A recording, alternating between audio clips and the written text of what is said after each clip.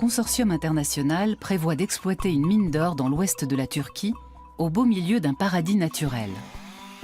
Cet été, le gouvernement a abattu près de 200 000 arbres au pied du mont Ida. C'est pire qu'un incendie de forêt. Si jamais ça arrive dans notre village, je préfère mourir avec les arbres. La mine est une aubaine pour notre village. Aucun habitant n'est contre. Les opposants sont déterminés, le combat ne fait que commencer. Nous ne partirons que lorsque vous aurez quitté notre forêt, chantent ces manifestants qui refusent de voir la nature saccagée.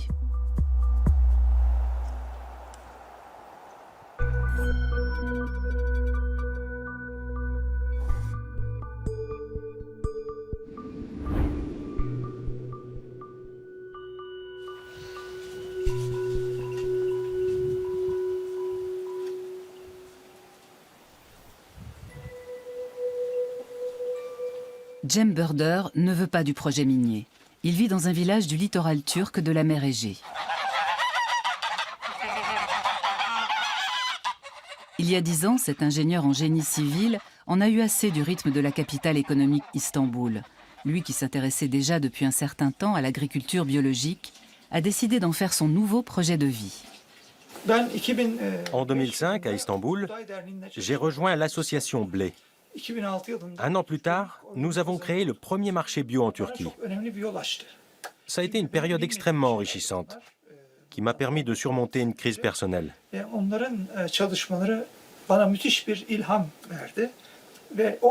J'ai participé à l'organisation de ce marché. Puis, pendant près de 2 ans, j'ai animé une émission de radio qui s'appelait Terre nourricière. C'est là que j'ai décidé de lancer un site de vente en ligne de produits bio, que j'ai également baptisé Terre nourricière. Cem vient d'un milieu intellectuel d'Istanbul. Sa ville d'origine ne lui manque pas du tout. Il ne supportait plus le bruit ni la foule et se sentait à l'étroit, concrètement, mais aussi politiquement. Il suffoquait. Alors que la population rurale afflue en masse vers la ville, lui a choisi le calme de la campagne, où il a mené une vie sans histoire, en harmonie avec son environnement, jusqu'à récemment.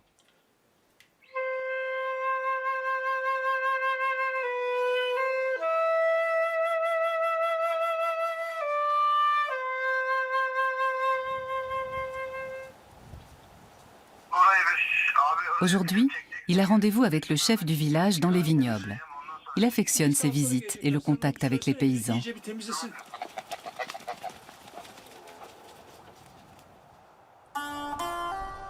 Quoi que l'on plante, tout pousse au pied du mont Ida. La région est le verger et le poumon de l'ouest de la Turquie. Le sol fertile, les eaux de source et l'air riche en oxygène assurent de bonnes récoltes.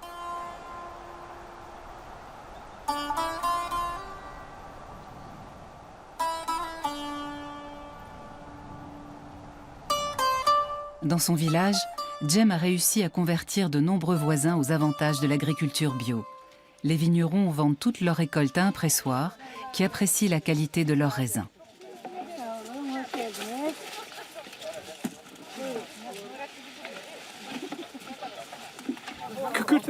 Ils n'utilisent que des produits naturels contre les parasites, comme l'huile de colza. Tous les raisins sont bio dans ce vignoble. Ils n'emploient pas de substances chimiques toxiques. 0 produit chimique. La mine d'or pourrait tout chambouler.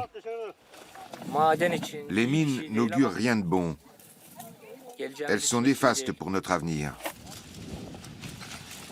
Tous les vignerons de ce village sont contre la mine. Qu'est-ce qui pourrait arriver? Nos fruits, notre vin, tout sera contaminé. Les villageois sont tous remontés. On ne veut pas de ça, qu'ils partent d'ici.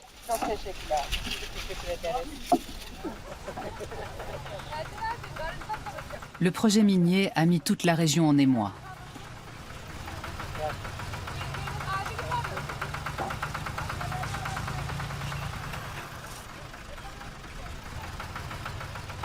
Au cœur de la chaîne de montagnes, le chantier s'étend sur une surface de 5000 hectares.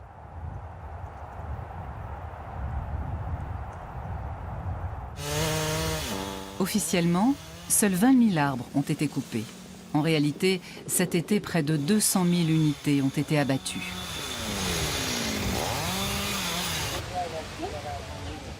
Le gouvernement et l'exploitant de la mine ne communiquent guère sur le projet, mais les opposants bien organisés mènent des campagnes d'information sur le terrain. Les citoyens viennent par quart entier pour en savoir plus. Aujourd'hui, un groupe a fait le déplacement d'Izmir.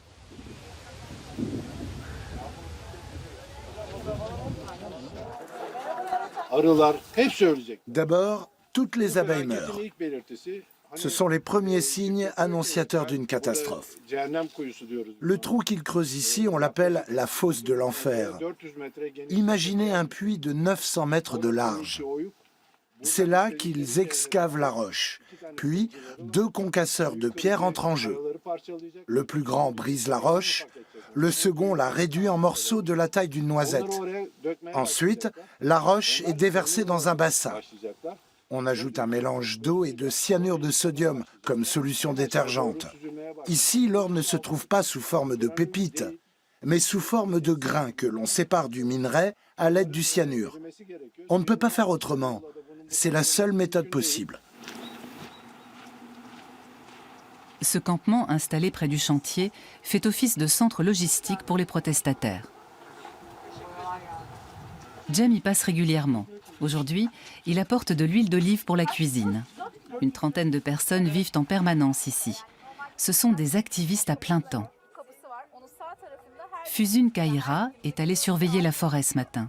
Et selon elle, l'entreprise minière continue à abattre des arbres en secret. On peint des numéros sur tous les arbres. Comme ça, au moins, on peut voir s'ils en ont encore arraché.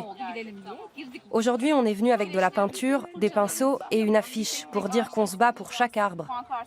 On a longé la clôture et on est même allé jusqu'au site.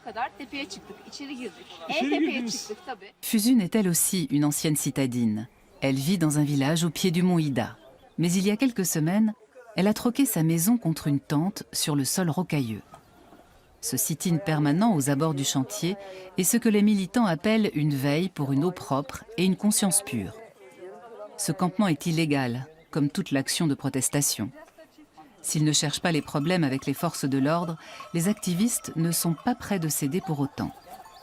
Cem voit dans cet engagement massif des jeunes une forme de prolongement du mouvement du parc Gezi, lancé il y a 6 ans à Istanbul.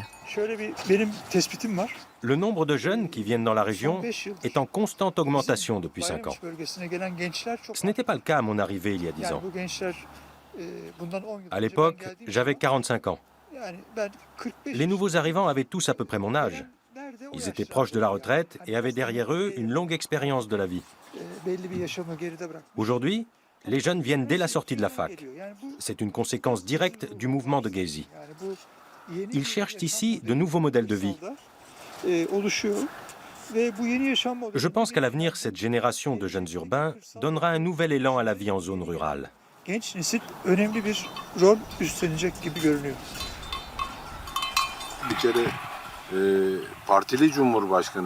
Le président n'accepte que les amis de son parti comme interlocuteurs. Ça nous gêne énormément, car il nous accuse de faire partie de l'opposition. Il nous considère comme des traîtres. Il nous associe à l'organisation Fethullah ou à d'autres groupes terroristes. En même temps, personne ne va stopper ce projet. Ni le ministre de l'Énergie, ni d'autres hauts responsables. Une seule personne peut le faire, c'est le président Recep Tayyip Erdogan. S'il dit « arrêtez la mine », elle sera arrêtée. Sinon, il ne se passera rien.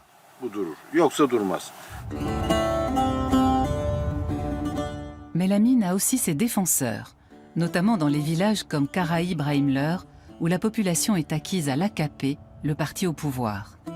La compagnie minière a besoin de main-d'œuvre, ne serait-ce que pour les travaux de déboisement. Beaucoup de paysans se font ainsi embaucher, plus par nécessité que par choix.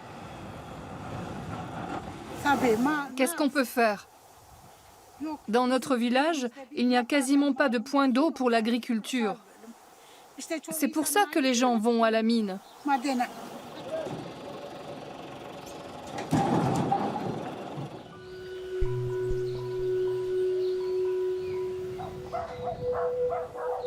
Le chef du village, Mehmet Sezgin, voit la mine comme une chance pour sa commune. Ne pouvant pas vivre de l'agriculture, il travaillait autrefois sur les chantiers de construction dans la capitale de la province. Aujourd'hui, en tant que responsable AKP, il touche un salaire et considère l'exploitant minier comme un investisseur à chouchouter. L'exploitant a financé tous les projets de construction à hauteur de 80%. J'ai lancé la construction d'une maison communale pour les cérémonies. Il a apporté son soutien. Idem pour la restauration du buste d'Atatürk. Nous modernisons les infrastructures et là encore, la mine nous aide. Bien sûr, elle le fait parce que nous lui avons tendu la main. On ne reçoit pas grand-chose de l'État, mais la mine, elle, nous soutient réellement. Les investisseurs ont aussi financé une fontaine. C'est une fontaine d'eau potable. L'eau vient de la montagne. Les villageois sont ravis de cette fontaine flambant neuve. En revanche, peu d'entre eux se soucient du risque de pollution de l'eau mis en avant par les écologistes. J'ai 75 ans. Qu'est-ce qui peut bien encore m'arriver? Mais c'est inquiétant pour l'avenir. L'État ne devrait pas autoriser ce projet s'il présente des risques. Enfin, qu'est-ce qu'on peut faire si l'État donne son feu vert? 2 tiers des habitants approuvent totalement la politique minière du gouvernement. Je porte une casquette de l'opposition, mais je suis pour le parti au pouvoir. Je donne toujours ma voix à Erdogan. Ici, tout le monde vote pour le parti du gouvernement. Tout le village? Oui, ici, tout le monde vote pour l'AKP. Mehmet est pragmatique. Pour les villageois, la mine est avant tout un pourvoyeur d'emplois. Ce n'est pas Hassan Özkan, opérateur d'une foreuse sur le chantier, qui dira le contraire. Je dois travailler. Il a 3 enfants. Moi, je n'en ai que 2. Il s'est marié sur le tard. 3 enfants qui vont encore à l'école. Il doit payer leurs frais de scolarité. 3 écoliers. À la mine, je touche un salaire de 330 €. 130 € partent déjà en frais de scolarité. J'ai un fils qui est à l'internat à Edirne. Une planche de salut pour les uns, un cauchemar pour les autres. Les opposants au projet sont inquiets pour les réserves d'eau de la région.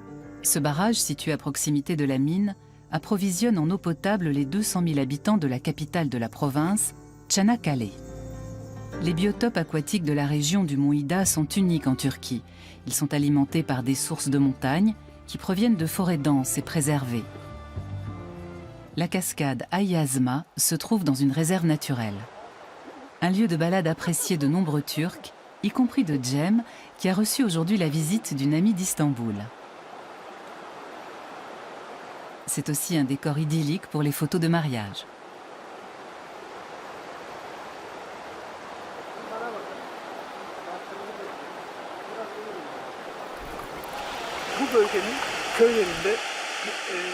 L'eau potable des fontaines du village vient d'ici.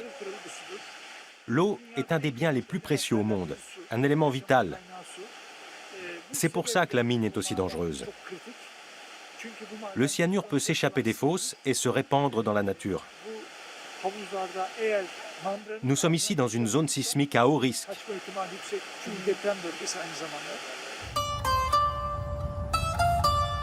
L'exploitant de la mine est un groupe canadien coté en bourse, Alamos Gold, qui bénéficie du soutien du gouvernement turc. Le mouvement de protestation ne fait pas le poids face à un tel mastodonte. Le noyau dur des défenseurs de l'environnement a bien compris que les manifestations seules ne suffisaient pas.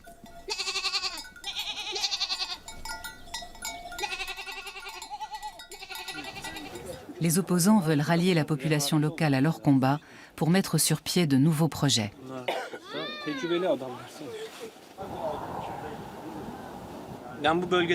J'habite dans la région depuis 3 ans et je cultive la terre. Notre combat vise plus haut que sauver des arbres. Il s'agit de créer un modèle qui permette aux gens de gagner leur vie en produisant des aliments sains. Il faut organiser le transport des produits agricoles vers les villes. L'objectif est que les paysans soient financièrement indépendants de la mine.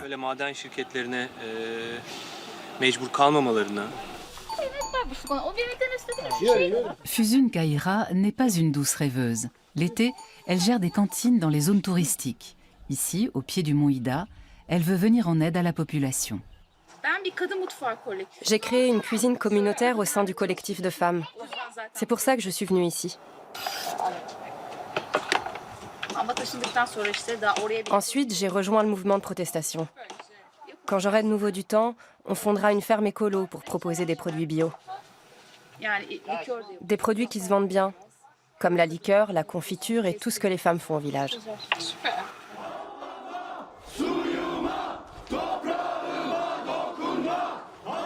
Pas touche à mon eau ni à ma terre, scandent les manifestants. Et ils sont de plus en plus nombreux. Désormais, la contestation déborde bien au-delà de la seule région du mont Ida. À 250 km d'ici, dans la ville d'Altinoluk, sur la côte de la mer Égée, Souheila Doğan a lancé des actions de protestation. Les enfants sont notre avenir. Eux aussi militent dans le monde entier contre la destruction de la nature et les catastrophes écologiques. Nous devons les soutenir. Souheila Doğan redoute de graves conséquences pour l'environnement en cas d'accident dans la mine d'or.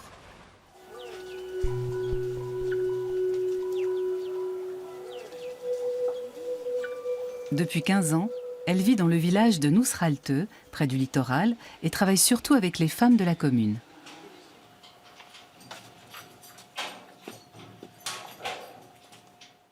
En 2005, nous avons fondé l'association pour le village de Nusralte. Au début, nous avons organisé des excursions. Il y avait des villageois qui n'avaient encore jamais mis les pieds à Çanakkale, le chef-lieu. Puis nous nous sommes demandé ce que nous pouvions faire pour l'essor économique du village. Nous avons alors décidé de vendre des produits bio, d'ouvrir des pensions, de fabriquer, de commercialiser des huiles essentielles pour l'aromathérapie. Nos produits sont issus de l'agriculture bio. Nous y sommes attachés. Les femmes se relaient pour tenir la boutique.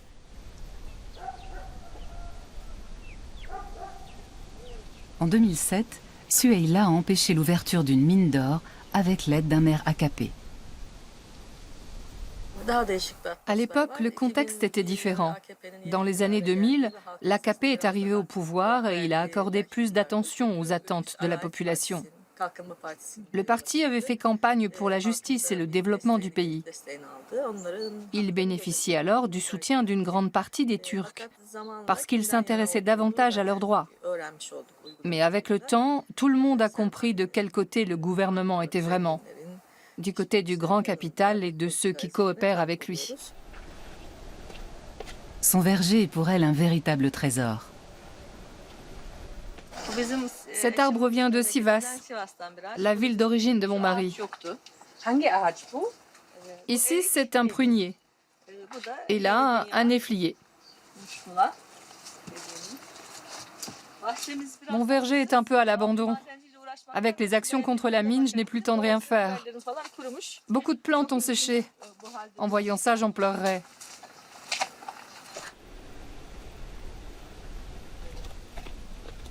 Les femmes sont particulièrement actives dans les protestations. Souheila Doğan a recours à des symboles locaux. L'écusson sur mon chemisier est le logo de notre association, une griffe d'oie. Dans la culture turkmène, les oies sont considérées comme sacrées. Ce sont des animaux forts et intelligents qui peuvent voler haut parce qu'ils se déplacent au sein de groupes en forme de V. À l'avant, une oie dirige l'escadrille, mais elle se fait relayer. Au premier signe de fatigue, une autre vient la remplacer. C'est un formidable travail d'équipe. Nous prenons exemple sur les oies pour être aussi fortes qu'elles. Mais avec l'exode rural, la solidarité s'effrite. Beaucoup de familles partent. Presque toutes les écoles du village ont fermé. Selon Souheila, c'est voulu. L'exode ne se serait pas accéléré à ce point si les écoles n'avaient pas fermé. Les enseignants ont été remplacés par des responsables religieux. Les villageois ont été confiés aux imams. Avant, les enseignants avaient une influence bien plus progressiste sur la vie locale.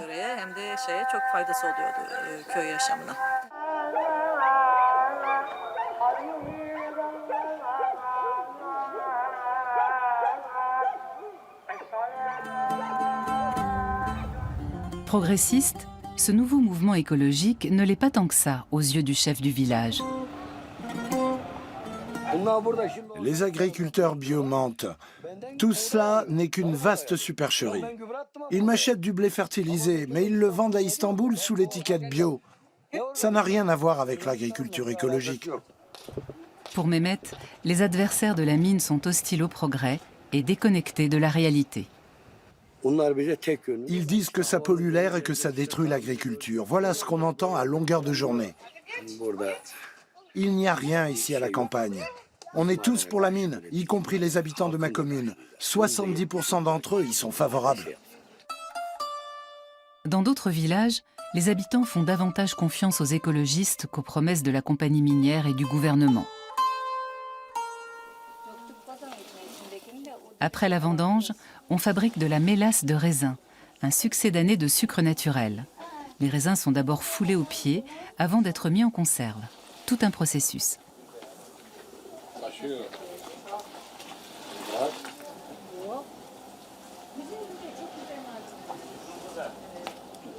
Aujourd'hui, les femmes font aussi des conserves de purée de tomates qu'elles agrémentent d'herbes aromatiques sauvages de montagne. Ici, les écologistes bénéficient d'un large soutien de la population. Que ferez-vous s'ils veulent abattre des arbres? On les laissera pas faire. Non mais où est-ce qu'on va? Regardez, des chênes d'un côté, des sapins de l'autre. Pas question qu'ils les arrachent. Cem ne condamne cependant pas les partisans de la mine. Il n'y a rien d'extraordinaire à ce que la mine apparaisse comme la seule solution face au contexte économique difficile. Mais ce n'est pas aux personnes qui y sont favorables que je jette la pierre. Le problème, c'est que l'État a délivré une autorisation. Je vois là plusieurs manquements de sa part. Si le village n'a pas d'eau, ni de route, et que les habitants ont faim, ce n'est pas à la compagnie minière d'y remédier. C'est avant tout à l'État de le faire. En intervenant, la mine s'attire forcément la sympathie des gens. Pour moi, ce n'est pas une trahison que de soutenir le projet, comme le pensent beaucoup d'écologistes. Mais c'est manquer de clairvoyance.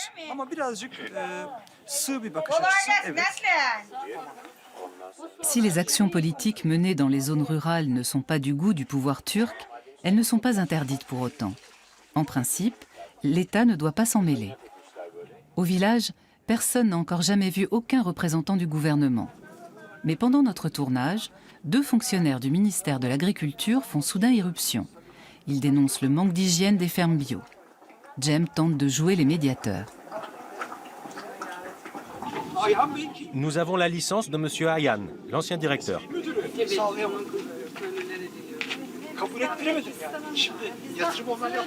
Les agents se disent satisfaits, tout en précisant qu'ils vont revenir, ce qui ne manque pas de semer le trouble. C'est bizarre qu'il se pointe justement aujourd'hui.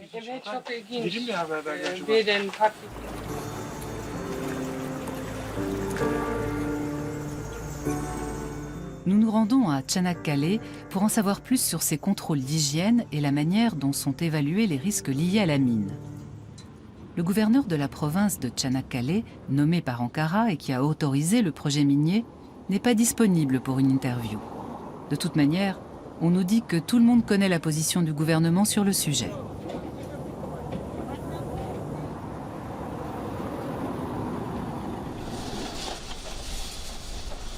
Mehmet Sezgin, lui, n'a pas à craindre de contrôle. Il représente la ligne du gouvernement turc. Les écologistes pointent du doigt les 200 000 arbres abattus, 10 fois plus que les 20 000 autorisés. En outre, le site de la mine se trouve à proximité immédiate d'une forêt. Le chef du village s'en tient malgré tout à la version officielle. Ici, il n'y a pas d'arbres à couper. Les autorités ont la situation en main.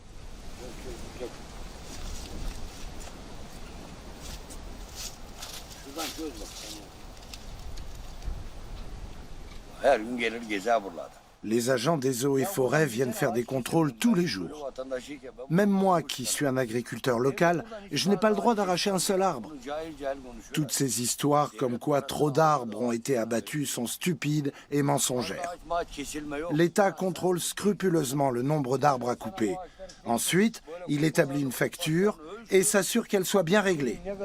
Il est très rigoureux là-dessus. Tout le reste, c'est du blabla sans queue ni tête. Il n'y a jamais eu vraiment d'arbres sur le site de la mine. Ils ne poussent pas. Il n'y avait que de la mauvaise herbe.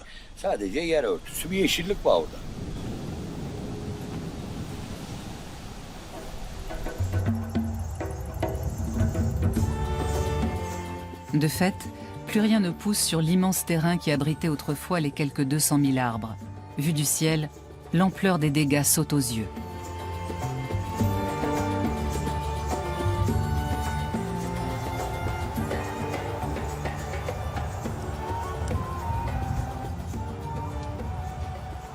Les écologistes protestent en marchant 2 fois par jour jusqu'aux abords de la mine, où ils donnent de la voix.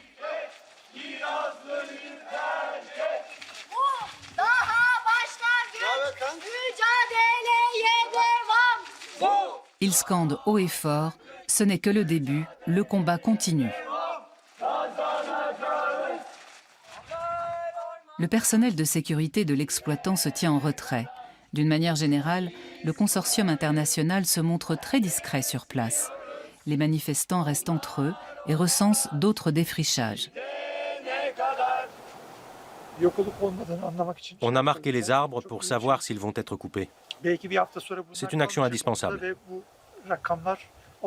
Si, après une semaine, on constate que des arbres marqués ont disparu, on peut déterminer leur nombre. C'est important de ne pas les laisser faire et de se battre. On démasque les mensonges de l'État et de l'entreprise. Ils affirmaient tous les deux qu'ils avaient abattu non pas 200 000 arbres, mais seulement 10 000, ou au maximum 40 000. Regardez un peu cette immense surface. Leurs mensonges sont tellement flagrants. On tente de faire éclater la vérité en montrant ce terrain aux gens tous les jours. Même le ministre de l'Agriculture a dû reconnaître entre-temps que l'on avait abattu 10 fois plus d'arbres que prévu initialement. La campagne d'information des écologistes avance lentement, mais sûrement.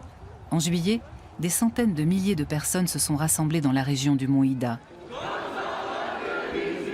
Depuis la répression du mouvement de Gezi en 2013, on n'avait plus vu autant de gens manifester en Turquie.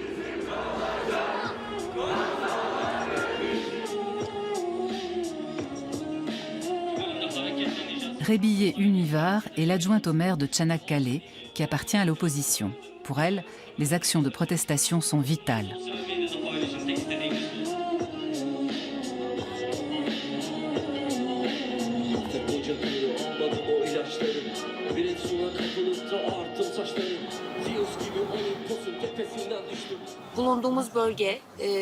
La région où nous nous trouvons participe au plan de protection du barrage qui se trouve à proximité immédiate et qui est notre seule source d'eau potable. Chaque fois qu'il pleut, des substances toxiques remontent à la surface et contaminent notre unique réserve d'eau potable. La responsable politique a rejoint les défenseurs de l'environnement après avoir épuisé tous les recours légaux.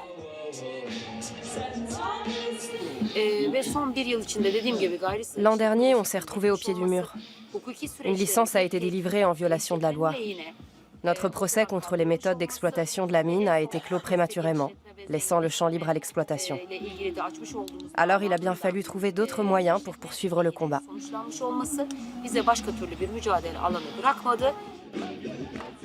La lutte contre la mine comporte donc une dimension politique potentiellement dangereuse pour Erdogan. Les protestations sont également dirigées contre l'autoritarisme de son régime.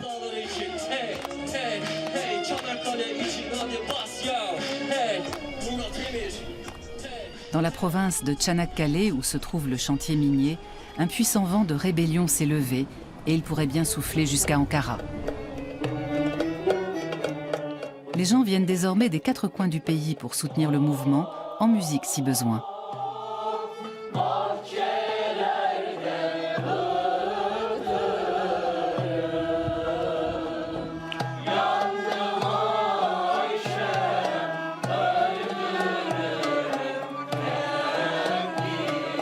Füsun Kayra voit une communauté soudée se développer.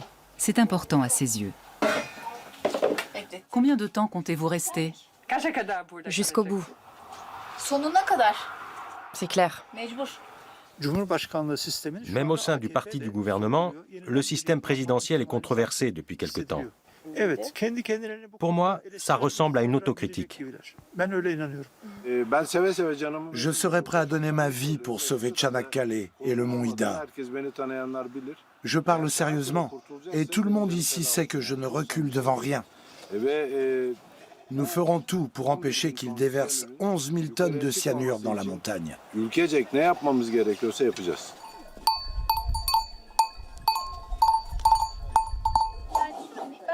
Füsun, Cem et Bülent ne céderont pas. Mais le gouvernement ne les laissera sans doute plus protester une fois que la mine sera mise en service. Pour arrêter l'extraction de l'or, il leur faudra s'appuyer sur un mouvement citoyen de grande ampleur. Ils y travaillent actuellement.